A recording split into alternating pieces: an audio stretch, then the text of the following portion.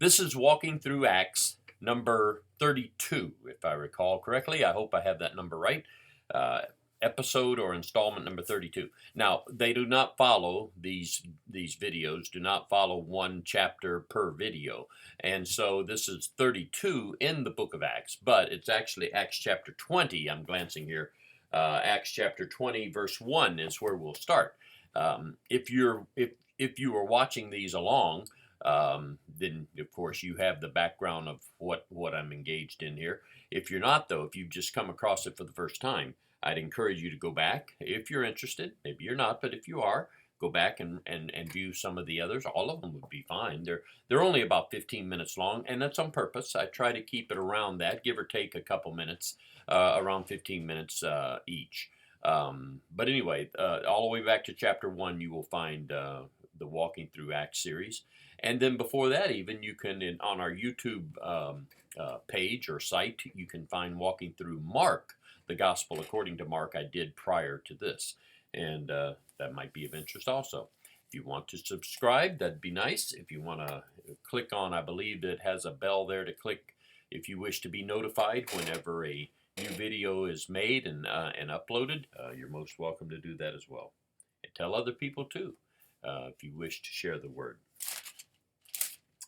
Okay, this is the third missionary journey, that is, the third missionary journey Luke talks about that the Apostle Paul was on, was involved in the book of Acts. Paul, by God's will, was primarily a preacher to non-Jews. He went to synagogues, don't get me wrong, but his job was to be sent into the world to take the gospel to foreign places. And sometimes I guess that's where the idea that their missionary journeys came from. And so this is the third one, and it's in the region of Macedonia or northern Greece. Okay, chapter 20, verse 1. After the uproar had ceased, Paul called the disciples to himself, embraced them, and departed to go to Macedonia. Now, when he had gone over that region and encouraged them with many words, he came to Greece and stayed 3 months. And when the Jews plotted against him as he was about to sail to Syria, he decided to return through Macedonia. And Sopater of Berea accompanied him to Asia, also Aristarchus and Secundus of the Thessalonians, and Gaius of Derbe, and Timothy and Tychicus and Trophimus of Asia. These men, going ahead, waited for us at Troas. But we sailed away from Philippi after the days of unleavened bread, and in 5 days joined them at Troas, where we stayed 7 days. Okay, let's stop there. A lot of this is just, I'm not saying it's not important or not worth mentioning. I'm just saying there's not a whole lot of details. There are details about the names of some individuals that accompanied him. That's true. But a lot about the details of what the journeys involved, meaning what transpired day by day by day, we don't know. But Luke, who's writing this, talks about we went here, then after a while we went here, then after a while we went there.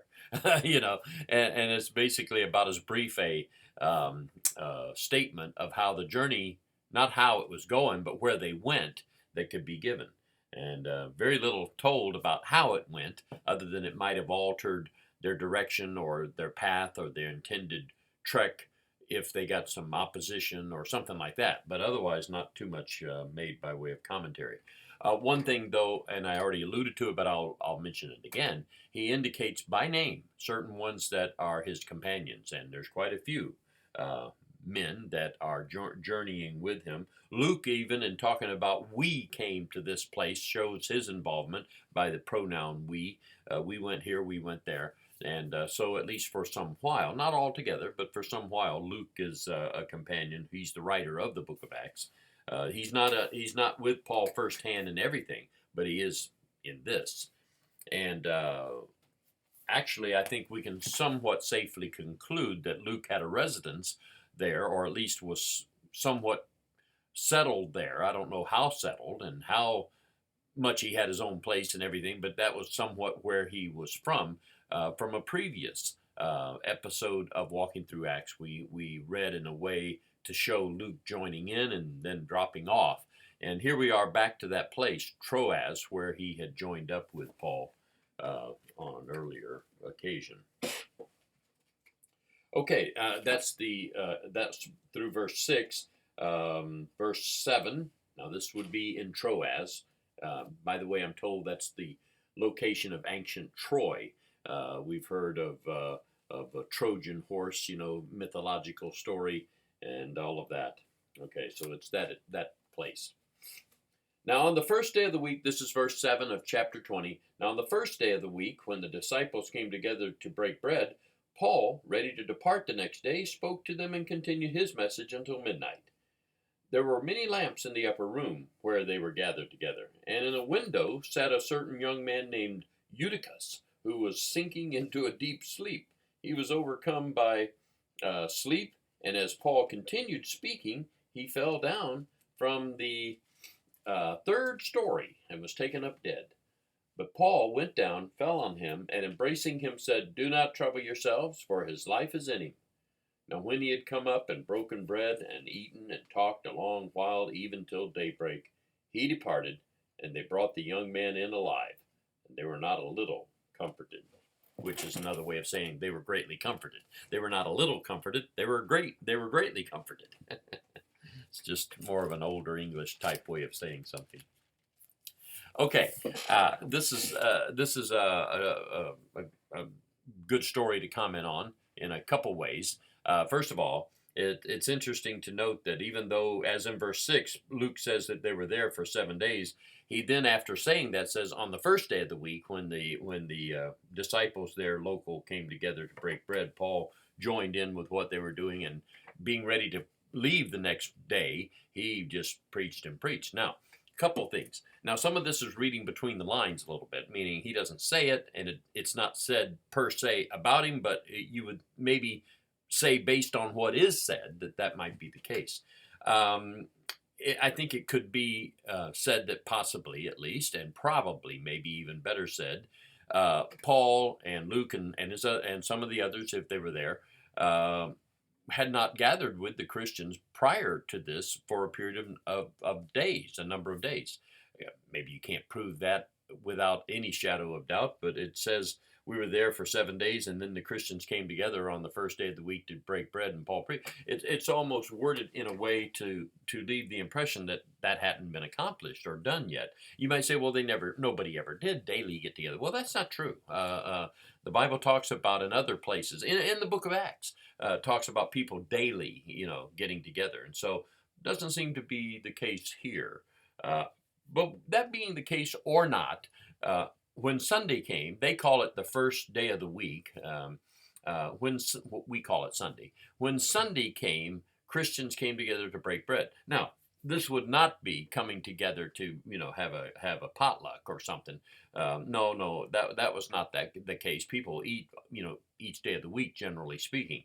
But this was coming together to break bread in the sense of coming together to break the bread of the communion. That is also called the breaking of bread. And so that seems to be the case here. Paul in the book of 1 Corinthians got all over some people for turning the Lord's Supper into a common meal. And that was not at all appropriate to do. So here, Paul participating with these Christians, no reprimand for what they were doing. It's pretty obvious. The breaking of bread that they came together for was the communion, the Lord's Supper. So, now, some of you who are new to Bible study may not know what I'm about to say, but I am going to share it with you that this is the only place we have in the New Testament an example given, and it's an example that is with God's approval through the Apostle Paul being right there with them in this situation, meaning, and this harkens back to what I was saying a moment ago, Paul the Apostle rebukes the Corinthians in 1 Corinthians chapter 11 about some Lord's Supper abuse. So here he's right there with them, and no hint at all of a disapproval of anything they're doing along this line. So this is the example that we have of them coming together on Sunday, and that's why we do it as well. Christians come together on what we call Sunday to break bread, the first day of the week. Why? Why do you do that? Because of this example that you have here. And also, now, I doubt seriously people preach all the time till midnight and such like. but he is leaving the next day, it says. I think that's worded there. And being ready to depart the next day, it says in verse number 7, he preached till midnight. And, Paul won't even be there. Now, what kind of preachers they had, and evangelists, prophets, and so forth, I don't know. But did they preach to midnight every Sunday? I doubt it. You can see from the young man falling asleep in the window. I mean, it could be tiresome, a long day, whatever, and you can get sleepy, And but hey, special circumstances. Maybe that's what's going on here. Paul being with them, special circumstances. Yeah, you don't have the Apostle Paul with you every day, and every week, and so go not a little, quite a lot longer than maybe usual. But they had a lot of lights in the upper room. They were able to go on for quite some while into the dark, we'd say. And this young man sitting in the window, maybe it's because the room is full, possible, meaning I'm trying to find a place to sit. I can sit in the windowsill. Or it could be that it's just hot out and I'm going to sit in the window because it's cooler. That may be true. I don't know. But he fell asleep and fell out of the window 3 stories up. He fell down 3 floors and died. And Paul, miraculously, with the help of God, brought him back to life again. And so anyway, those are some interesting comments. I say they're interesting. I hope you think they are too. Interesting comments to be made about the reading there. Okay, got a couple more minutes here, 2 or 3, so let's read just a little bit more. We'll read 3 or 4 more verses, and then we'll stop for today. Verse 13.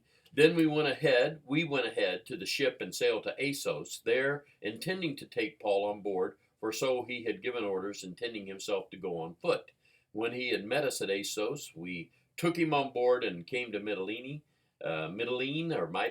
and we sailed from there, and next day came opposite Chios. The following day we arrived at Samos and stayed at Trogyllium.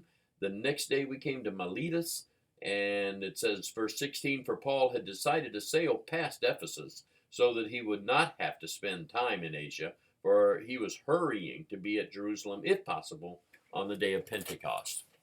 Now, I can keep this brief because, once again, we don't have a lot of details except the names of places. Now, that's detailed. And so it's interesting. We don't have a lot of details about events or activities going on by Paul and others, but we have details about specific places. The ship stopped here. The ship stopped there. Paul walked here. Paul went there. And it's quite interesting. If you're geographically minded, if you like looking at maps and that kind of thing, it's quite interesting to on the map say, okay, he went here, and he went here, and he went here. On one occasion, it seems to be here, Paul chose to, I'll walk, you guys take the ship. By the time you go down the coast and port and harbor in a certain place, I will join you there and get on board the ship there and go further. On one occasion, he even not wanting to go to Ephesus because it'll be so hard to get away. It would seem to be the way it's worded. I don't want to stay long in Ephesus, and I know if I go to Ephesus, I'll be there for a long time. And I'm just going to stop at the coast inland. There's a short little ways to go to Ephesus, but boy, oh boy, if I go there, I'll never get away. Well, that's the way I'd word it. Not literally is that the case, but a figure of speech. I'll never get away. And so I want to get on down to Jerusalem by the day of Pentecost. Doesn't explain really why, but he does say that's what I'm shooting for, aiming for, hoping for. And if I let myself get deterred visiting people here and there, I'm not going to make that. And so that's where we'll leave off. Now, I'll just jump ahead before I close for today and say he will call for the elders of the congregation in Ephesus to come down to the coast, visit with him for a short period of time. And that's coming up. We'll start reading about that in verse 17 when we pick up again. But I'm not going to Ephesus. A few of you come down here, but that's going to be the extent of it. Okay, I've enjoyed it. Thank you very much, and I hope you'll join me next time.